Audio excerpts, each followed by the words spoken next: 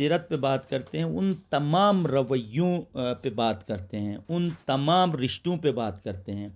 دیکھیں، میں اس وقت 2020 میں ہوں، کیا یہ پاسبل ہے کہ میں اللہ کے نبی صلی اللہ علیہ وآلہ وسلم کی صحبت میں بیٹھوں؟ ٹھیک ہے نا؟ اب اس وقت میں چاہتا ہوں کہ 1400 سال پہلے اللہ کے نبی کی صحبت میں جا کے بیٹھوں، فزیکلی پاسبل نہیں ہے۔ اس جسم کے ساتھ ممکن نہیں ہے کہ میں 1400 سال پہلے کا سفر کر کے میں وہاں جا کے اس محفل میں بیٹھوں، یا کیا پاسبل ہے؟ یعنی ہم جسمانی طور پہ وہاں جائیں، یہ ممکن نہیں ہے۔ ہاں، شخصی طور پہ، شخصیت کے طور پہ میں پہنچ سکتا ہوں۔ کیسے پہنچ سکتا ہوں؟ اسے اسوہ کہتے ہیں، یعنی اللہ کے نبی صلی اللہ علیہ وسلم خواتین سے کیسے مخاطب ہوتے تھے، میں نے احادیث میں پڑھا، سیرت میں پڑھا، ٹھیک ہے، بایوگرافی میں نے پڑھا۔ پڑھنے کے بعد سیم وہی رویہ میں نے اپنایا۔ اپنانے کے بعد میں گھر میں داخل ہوتا ہوں، سامنے ماں، بہن، بیٹیاں، بیوی وہاں موجود ہیں۔ جیسے کہ اللہ کے نبی گھر میں داخل ہوتے تھے، سیم اسی طرح میں داخل ہوں اور سب کو سلام کروں، ٹھیک ہے۔ اور میرے لاشعور میں اللہ کے نبی صلی اللہ علیہ وسلم کی وہ صحبت ہے، تو اس سینس میں شخصی طور پہ آج بھی اگر چاہوں تو اس عہد میں جا سکتا ہوں۔ اس لیے آپ اکثر سنتے ہیں، آپ دقیانوسی باتیں کیوں کرتے ہو؟ دیکھو، ایک دقیانوس بادشاہ تھا، ٹھیک ہے، جو اصحاب کہف کا واقعہ آپ نے پڑھا ہے، اس کی تفصیلات میں نہیں جاؤں گا۔ آپ کہتے ہیں کیا زمانہ جاہلیت میں آپ رہتے ہیں؟ ارے بھائی، میں تو آج 1400 سال بعد یعنی 2020 میں ہوں، تو میں زمانہ جاہلیت میں کیسے پہنچ گیا؟ تو یہ جسمانی طور پہ ممکن نہیں ہے، بلکہ رویہ، خیالات کی بنیاد پہ، باتوں کی بنیاد پہ، سوچ کی بنیاد پہ، اپروچ کی بنیاد پہ میں آج سے 1400 سال پہلے جا سکتا ہوں، ٹھیک ہے۔ تو وہ آج کے دور میں ممکن ہے، جسمانی طور پہ ممکن نہیں ہے، بلکہ شخصی طور پہ، روحانی طور پہ، میں جسے ہم کہتے ہیں میں کے طور پہ میں وہاں پہ جا سکتا ہوں۔ اس لیے کہا جاتا ہے، آپ اپنی سوچ میں خدا اور اس کے رسول کو شامل کرو، تاکہ آپ بہت ساری چیزوں سے بچو گے، بہت ساری بے احترامی سے بچو گے، بہت ساری مصیبتوں سے، پریشانیوں سے آپ بچو گے، ٹھیک ہے۔ اور پھر میں اس عہد میں جا کر اپنے لیے یعنی بخشش کے اسباب، یعنی گائیڈ لائن وہاں سے میں لے سکتا ہوں۔ یہ مراد ہے۔ اسوہ پہ آج ہم بات کرتے ہیں تو اس سے مراد یہ نہیں ہے اللہ کے نبی صلی اللہ علیہ وسلم سچ بولتے تھے، واہ واہ واہ سبحان اللہ، اور آپ ایک نمبر کے جھوٹے۔ اللہ کے نبی امانت دار تھے، واہ واہ واہ سبحان اللہ، آپ انتہائی خائن، ٹھیک ہے۔ ہم خیانت کریں اور واہ واہ کرنے سے کیا؟ اللہ کے نبی صلی اللہ علیہ وسلم کی سیرت کو ہم فالو کرتے ہیں، اپناتے ہیں؟ نہیں اپناتے ہیں۔ صرف داد دینے کے لیے، واہ واہ کرنے کے لیے یہ ضروری نہیں ہے، بلکہ آپ اسٹوڈنٹ ہیں، آپ امین بنیں۔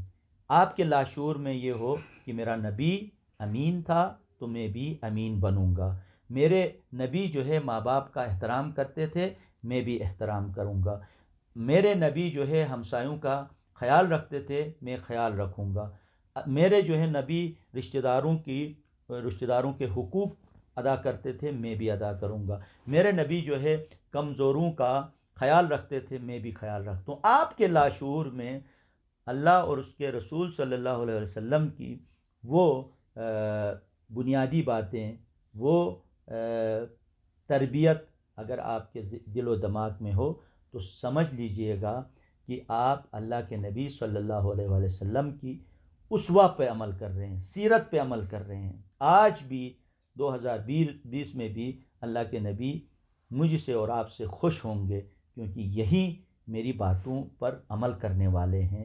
یہ مراد ہے سیرت سے۔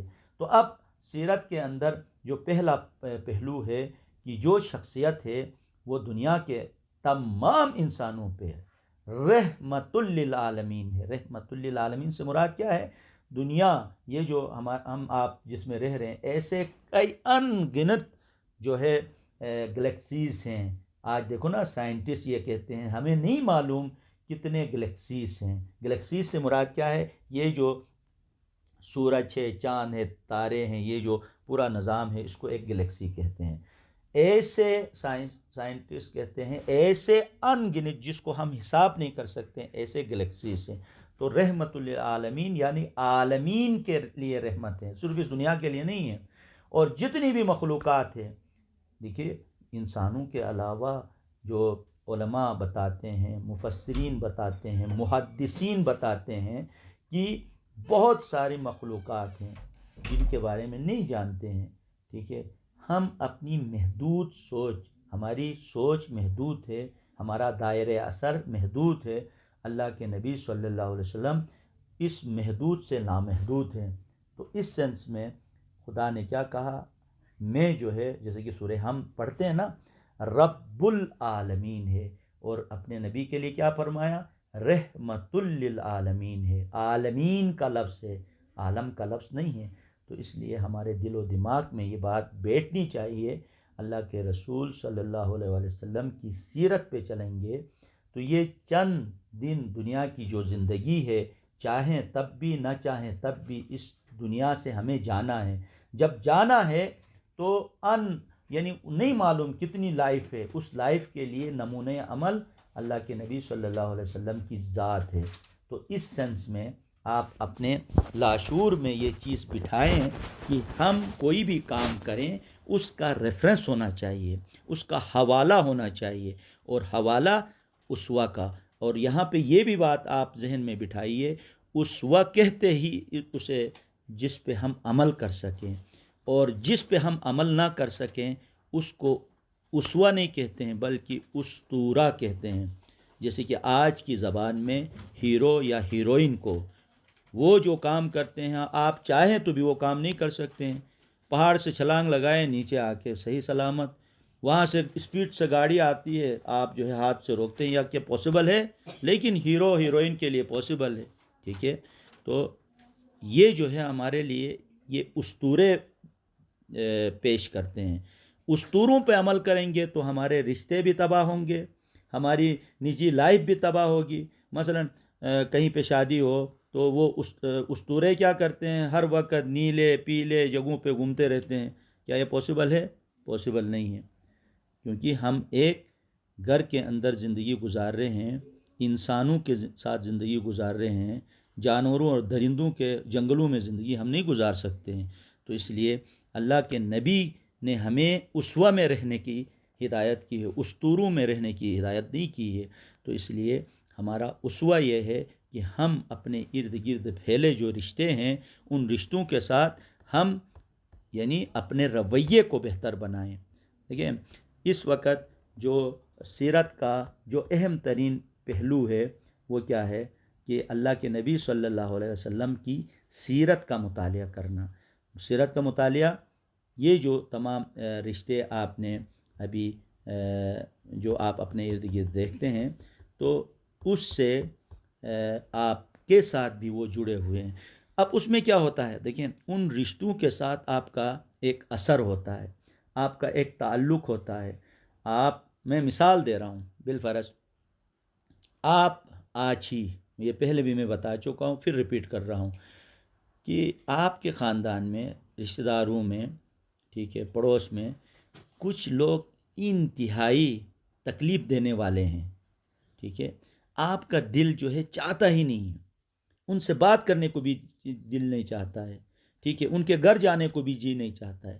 لیکن آپ اپنے ذہن میں یہ سوچتے ہیں، دیکھیں اگر خدا اور اس کے رسول میری مرضی کرائیں تو ان لوگوں کی شکل بھی میں دیکھوں گا نہیں یا دیکھوں گی نہیں، یہ دل ہی نہیں چاہتا ہے. لیکن آپ سوچتے ہیں چونکہ رشتے میں میرے ماموں ہیں، میرے چاچو ہیں، میرے خالہ ہیں، جو بھی ہے، تو اب چونکہ رشتہ ہے، حکم خدا یہ ہے، رسول کی سیرت یہ ہے کہ ان سے منہ نہیں موڑنا چاہیے. یہ سوچ کے آپ اپنے گھر سے نکلتے ہیں، میرا دل تو بالکل نہیں چاہتا ہے، لیکن حکم خدا ہے، رسول کی سیرت یہ ہے، یہ سوچ کے آپ اپنے گھر سے ان کے ہاں خوشی غم میں آپ شامل ہوتے ہیں، تو آپ کا ہر قدم عبادت میں شامل ہوگا. اور وہاں آپ جائیں گے تو آپ اپنی خوشی کے لیے نہیں گئے بلکہ حکم خدا اور رسول کی سیرت پر عمل کرتے ہوئے آپ وہاں پہنچے. تو یہ بنیادی طور پر اسوہ ہے. اس سے کیا ہوتا ہے؟ آپ کی ذات سے نفرت ختم ہو گئی، غصہ ختم ہو گیا، حسد یا جتنی بھی جو بیماریاں ہیں اس اقدام سے آپ کی ذات سے مائنس ہو گئی. تو اس لیے سیرت کے بہت سارے پہلو ایسے ہیں.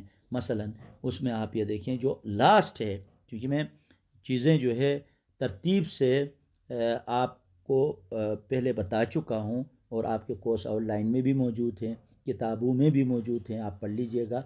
دیکھیں کم سے کم ہمارے ساتھ اس طرح ہوتا تو ہم کیا کرتے؟ جیسے کہ اللہ کے پیارے نبی صلی اللہ علیہ وسلم نے کیا.